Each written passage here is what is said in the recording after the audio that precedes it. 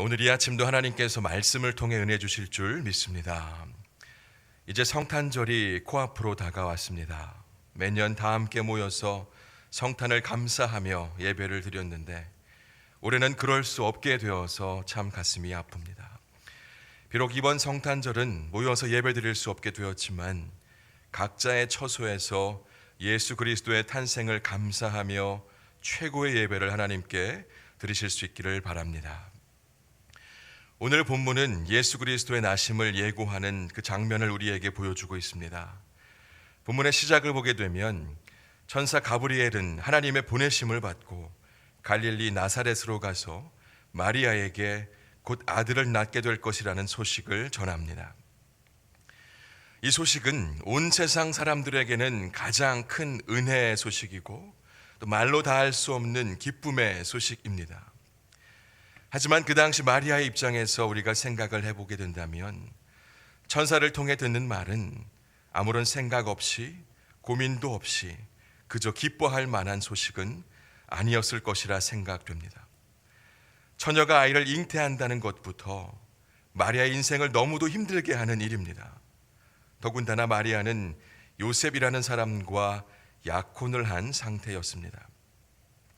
당시의 상황으로 보았을 때 마리아가 아이를 갖게 된다는 것은 곧 요셉과의 결혼이 취소되는 일이었고 주변 사람들로부터 쓴소리를 듣고 또 사회적으로 벌을 받을 수 있는 그런 일이었습니다. 그렇기 때문에 마리아가 들은 잉태 소식은 자신의 삶을, 자신의 인생을 내려놓아야 할 정도의 소식이었습니다. 28절의 말씀에서 가브리엘 천사는 마리아를 향해 뭐라고 말하고 있습니까? 아주 분명하게 은혜를 받은 자여 라고 말하고 있습니다. 가브리엘이 전한 소식이 마리아에게 힘들고 고통스러운 말이 될 수 있음에도 불구하고 가브리엘 천사는 분명하게 은혜를 받은 자여 라고 말하고 있습니다. 여러분, 여기서 우리가 깨달을 수 있는 것이 하나 있습니다. 하나님의 은혜는 우리가 원하는 방향으로 일이 진행이 되고 또 해결이 되는 그런 은혜가 아니라는 겁니다. 우리가 일반적으로 생각하고 있는 은혜의 개념과는 다릅니다. 여러분이 마리아의 입장이라면 천사의 소식을 듣고 곧바로 은혜로 여기실 수가 있으시겠습니까? 그녀의 인생에 있어서 정말 중요한 결혼을 앞두고 있습니다. 내 계획에 차질이 생기고 내 인생을 복잡하게 하는 것이라면 먼저 어떻게 하고 싶어 합니까? 피하고 싶어 합니다. 그것이 연약한 인간의 모습, 우리들의 모습입니다. 어느 누구도 자신을 힘들게 하는 일을 두고서 은혜라고 말하지 않을 겁니다. 여러분, 이 아침 우리가 은혜에 대해서 다시 한번 생각해 볼 수 있기를 원하는데요. 빌립보서 1장 29절을 보면 이렇게 말씀하고 있습니다.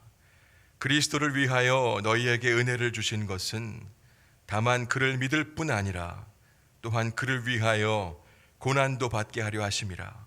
그렇게 말씀합니다. 바울 사도는 빌립보서에서 우리에게 은혜가 주어지는 것은 그리스도를 믿게 하시고 그리스도를 위하여 고난을 받게 하기 위한 것이라 그렇게 말씀해 주고 있습니다. 여러분, 혹 나에게 유익이 되고 내 삶이 윤택해지고 풍요롭게 되는 것, 그것만을 은혜라고 생각하고 있지는 않으십니까? 단순히 나에게 초점이 맞춰진 위로나 능력을 기대한다는 것은 은혜에 대해서 부족한 이해를 하고 있다는 것을 우리는 깨달을 수 있어야 하겠습니다. 우리들이 예배를 통해서, 말씀을 통해서, 찬양과 기도를 통해서 은혜를 받고 힘과 위로를 받는다면 그리스도를 위하여 고난을 받는 길로까지 나아갈 수 있어야 합니다. 여기까지 나아갈 수 있는 자들이 은혜에 대해서 온전히 이해하는 자들입니다. 은혜를 은혜로 여기는 자들의 모습입니다. 우리는 이것을 기억할 수 있어야 하겠습니다. 우리의 힘으로는 도저히 갈 수 없는 길이 고난의 길이고 좁은 길이기 때문에 그 길을 걸어갈 수 있도록 하나님께서 우리에게 은혜를 주시고 힘을 주시는 것입니다. 은혜에 대해서 다시 한번 깨닫게 되는 이 아침 되기를 원합니다. 본문의 마지막 절인 38절 말씀을 보게 되면 마리아가 이르되 주의 여종이오니 말씀대로 내게 이루어지리이다 하매 천사가 떠나가니라고 말합니다. 마리아가 하나님의 말씀이 자신에게 이루어지기를 구하였습니다. 저와 여러분은 그것이 어떤 것을 의미하는지를 이미 알고 있습니다. 마리아에게 어떤 일이 일어났는지를 성경을 통해 알고 있습니다. 하지만 당시 마리아는 자신에게 말씀이 이루어진다는 것이 앞으로 어떤 일이 생기게 되는지 구체적으로 알지 못했을 것입니다. 그럼에도 불구하고 마리아는 자신의 앞날에 대해서 천사에게 되묻지를 않았습니다. 자신의 인생이 안전할 수 있는 건지, 말씀대로 하면 행복해질 수 있는 건지, 내 인생이 무너지지 않는다는 어떤 확실한 보장이 있는 건지 약속을 받고 고백한 것이 아니었습니다.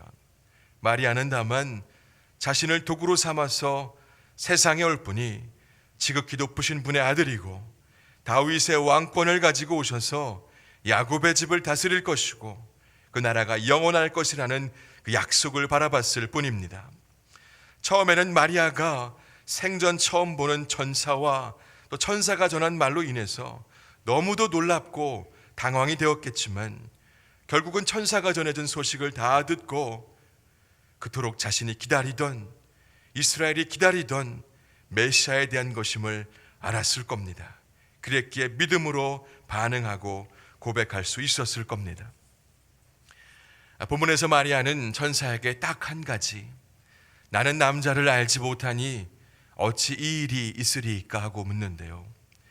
남자를 알지 못한 처녀의 몸이었기에 천사의 말이 이루어지는 것에 대해서 그것이 너무나도 궁금했을 겁니다. 이에 대해서 천사는 35절 말씀에서 성령이 내게 임하시고 지극히 높으신 이의 능력이 너를 덮으시리니 이러므로 나실 바 거룩한 이는 하나님의 아들이라 일컬어지리라고 전해줍니다. 다시 말해서 어떤 조건과도 상관이 없이 하나님께서 그 일을, 그것을 이루신다라는 것을 마리아에게 확신시켜줍니다. 마리아는 이 말씀을 믿고 말씀이 자신에게 이루어지기를 원합니다 라고 믿음으로 고백하였습니다. 상황을 뛰어넘는, 이성을 뛰어넘는 큰 믿음을 마리아가 고백했던 것입니다. 여러분, 이 아침 우리가 또 잊지 말아야 할 것이 있습니다. 모든 만물의 주인 되신 하나님, 그 하나님의 말씀은 그대로 다 이루어진다라는 겁니다. 하나님께서는 약속을 다 이루신다라는 겁니다. 저와 여러분이 하나님의 말씀 안에 거하면서 살아가는 그리스도인이라면 우리도 마리아처럼 말씀대로 내게 이루어지기를 원합니다 라고 고백할 수 있어야 하겠습니다. 이것이 은혜 받은 사람의 모습입니다. 이 아침 하나님의 말씀이 내게 이루어진다는 것이 무슨 의미인지를 올바로 깨달을 수 있었으면 합니다. 말씀이 내게서 이루어진다라는 것, 그것은 결국 내 계획을 내려놓고 내 인생을 내려놓는 것을 의미합니다. 인생은 나의 것이 아니라 주님의 것임을 겸손하게, 겸허하게 인정하는 겁니다. 나 자신이 아주 깨끗한 통로가 되어서 하나님의 도구로서 온전히 사용되어지는 것입니다. 때로 나에게 어려움과 고난이 찾아온다고 할지라도 말입니다.